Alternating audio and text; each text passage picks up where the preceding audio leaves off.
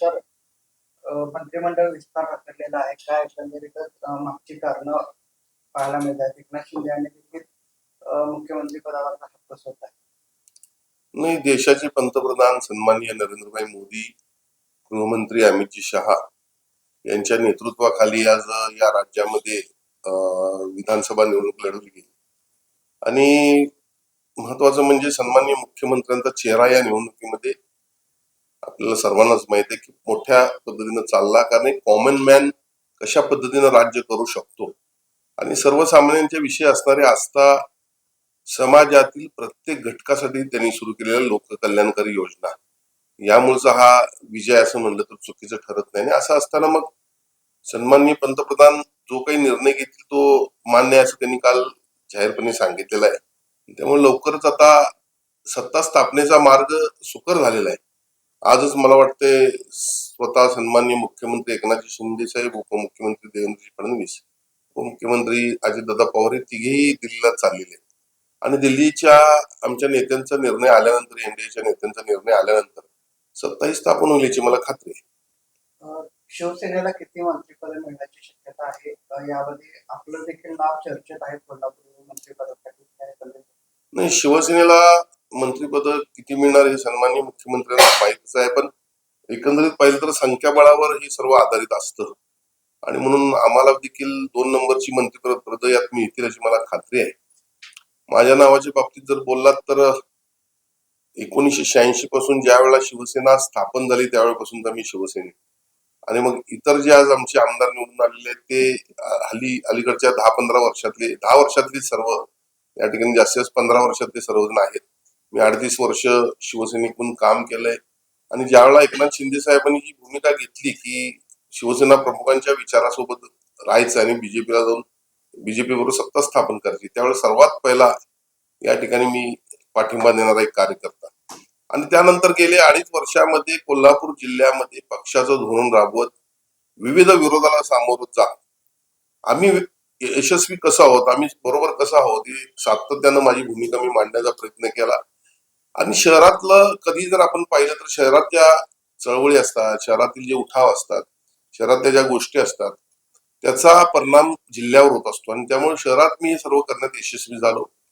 सन्माननीय मुख्यमंत्र्यांच्या शाश्वत विकास परिषद असेल, लाडक्या बहिणींचा कार्यक्रम असेल, या ठिकाणी कार्यकर्त्यांचे मेळावे असतील, यासह अनेक कार्यक्रम या ठिकाणी करण्यात मी यशस्वी झालो आणि त्याचा जिल्ह्यावर परिणाम झाला आणि म्हणून एकंदरीत सन्माननीय मुख्यमंत्री याचा विचार करतील, कारण केडर मधला कार्यकर्ता म्हणून मी या ठिकाणी एकटाच काम करतोय आणि म्हणून मला खात्री आहे की ते मला मंत्रिमंडळाची जबाबदारी देतील. शिंदे साहेबांना केंद्रात मंत्रिपद देऊन राज्यात उपमुख्यमंत्रीपद दादा भुसे किंवा श्रीकांत शिंदे यांना देण्याचा एक प्रस्ताव भाजपकडून येतो, त्या संदर्भात नाही, या बाबतीत मला काय माहिती नाही, कारण मी कालच मध्यरात्री म्हणजे परवा दिवशी मध्यरात्री कोल्हापुरात आलो. त्यानंतर काल दिवसभरातल्या घडामोडी आम्हाला माहिती नाहीत. मी आज किंवा उद्या सकाळी जाणार आहे, त्यानंतर मला ही गोष्ट लक्षात येईल. रखडलेले कोल्हापूरचे प्रश्न आहेत ते केव्हापासून? निश्चितपणे मी माझी निवडणूक पूर्णतः विकासावर नेलेली आहे. आपल्या सर्वांना माहित आहे, माझ्या विरोधकांच्याकडे माझ्या विरोधात बोलण्यासाठी काही नव्हतं, म्हणून वाटेल त्या टीका माझ्यावर खालच्या स्तरावर जाऊन टीका करण्यात आल्या आणि मग आज माझी जी भूमिका आहे मी गेल्या 2.5 वर्षामध्ये आमदार नसताना देखील सन्माननीय मुख्यमंत्र्यांशी माझे असणारे जिव्हाळ्याचे संबंध, तर ते मी उपयोगात आणत मोठ्या प्रमाणात निधी आणला, कोल्हापूर जिल्ह्याचा विकास करण्याचा प्रयत्न केला. आज तर मी आमदार आहे, सत्तेतला आमदार आहे, म्हणून मी जे प्रश्न निवडणुकीत मांडलेले आहेत म्हणजे केलेला विकास मी सांगतो आणि पुढे काय मला करायचं सांगतो आणि पुढे जे मी सांगितलं आहे, शहराचा हद्दवाढीचा विषय असेल, खंडपीठचा विषय असेल, IT पार्कचा विषय असेल, आज शहर हे पूर्ण म्हणजे 1972 साली शहराची हद्द म्हणजे नगरपालिकेचं महानगरपालिकेत रूपांतर झालं, पण हद्दवाढ 1 इंच देखील वाढली नाही. आज अनेक शहरात समस्या आहेत, ट्रॅफिक सिस्टीम या ठिकाणी पाहणं गरजेचं आहे. या सगळ्या गोष्टी पाहिल्या तर पुढच्या काळामध्ये मला प्रचंड काम आहे आणि ते मी निश्चितपणे या शहराला करून दाखवेन. इतिहासात पहिल्यांदाच जिल्ह्यातून काँग्रेस हद्दपार झाली आहे, कसं बघताय? सहकारातलं समीकरण कसं असतं? एक लक्षात घ्या, सगळ्यात महत्वाचं म्हणजे आपण पहिल्यापासून माझ्याकडे येत असता मी पहिल्यांदाच म्हणतो होतो 10 पैकी 10 आमदार हे शिवसेनेचे येणार आहे, म्हणजे महायुतीचे येणार आहे. कारण हे चित्र होतं, लाडक्या बहिणींचा जो प्रतिसाद होता प्रत्येक ठिकाणी आम्हाला दिसत होता आणि त्याचबरोबर हिंदुत्व देखील या ठिकाणी जे लोकसभेला जे मतदान आमच्या विरोधात झालं त्यामुळे हिंदू देखील एकवटले होते.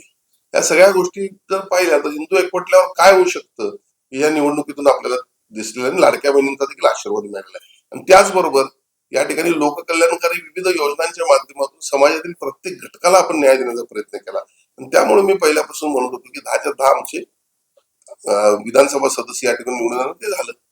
महाविकास आघाडीला जे काय पराभवाचा सामना करावा लागला, यानंतर आता ठाकरे गट स्वबळावर लढण्याची भाषा करत आहे. महाविकास आघाडीतून बाहेर पडण्याची सूचक इशारा देतो आमदार दानवे यांनी दिलेला आहे. कसं बघताय त्यांच्या वक्तव्याकडे?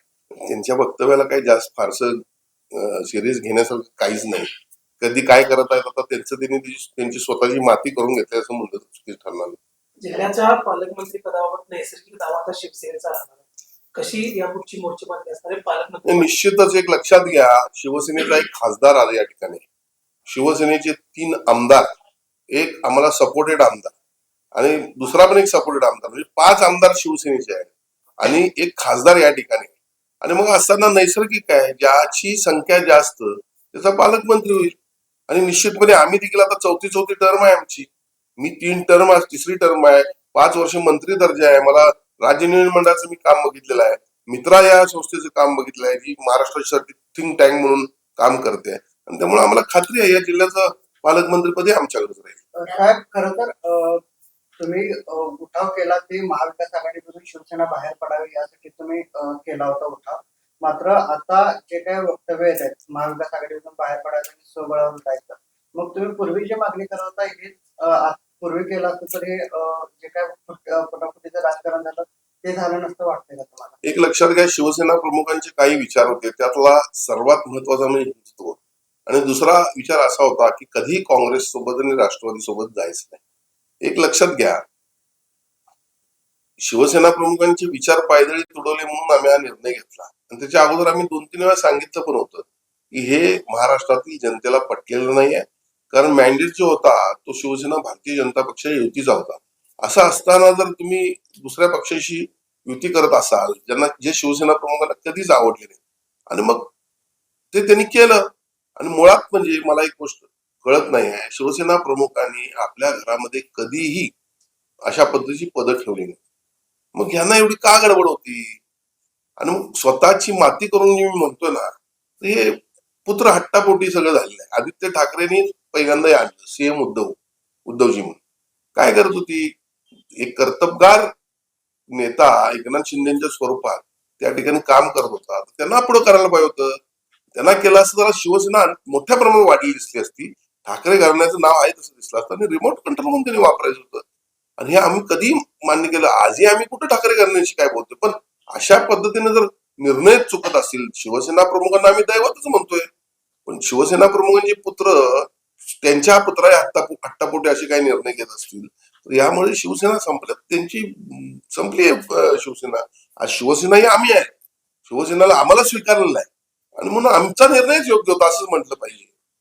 त्याचबरोबर दुसरीकडे हा जो महाविकास आघाडीचा पराभव झाला, त्यानंतर शरद पवार गट आहे जो EVM विरोधात ते मोठं आंदोलन करतात. ठाकरे गट देखील या आंदोलनामध्ये सहभागी. बघा, मी कालच कधी वर्तमानपत्रामध्ये वाचलं की सुप्रीम कोर्टानं यांना फटकारलेलं आहे.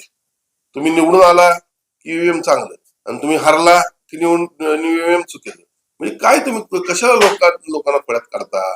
तुम्ही या ठिकाणी निवडणूक हारणार आहात आणि म्हणून हरलेला आहात म्हणून तर हे अशा पद्धतीचे बेछूट आरोप तुमच्याकडून होतात. तर म्हणजे हे जनतेला आवडत नाही. विकासावर बोललं पाहिजे, त्यांनी काय केलं हे बोललं पाहिजे आणि मग निवडणुका लढल्या पाहिजेत. एक तर विकास काय करायचं नाही, 2.5 वर्ष ऑनलाईन सत्ता चालवली, लोकांचे हाल झाले राज्यामध्ये. आणि मग असं असताना लोकांनी त्याच वेळी ठरवलं होतं की या ठिकाणी अशा बिनकामाच्या लोकांना परत निवडून द्यायचं नाही. लोकसभेमध्ये त्यांनी निगेटिव्ह सेट केला, संविधानाच्या बाबतीत असेल, मुस्लिम समाजाच्या विरोधातल्या कायद्यात असेल, त्यामुळे त्याला तेवढे मोठ्या प्रमाणात आणि हिंदू त्यावेळी बेसावत होते. आता ह्या वेळेला मी मगाशी जसं म्हटलं त्यावेळेला हिंदू एकजूट झाल्यानंतर एक आहे तो सेफ आहे, बटेंगे तो कटेंगे हा जो नारा दिला गेला आणि लाडक्या होईल, या माध्यमातून आज हिंदूंची ताकद या देशानं बघितली, या राज्यानं बघितली आहे ना. आणि त्यामुळं या ठिकाणी काम करणं गरजेचं आहे. सत्ता आली की आपण काम करायचं असतं.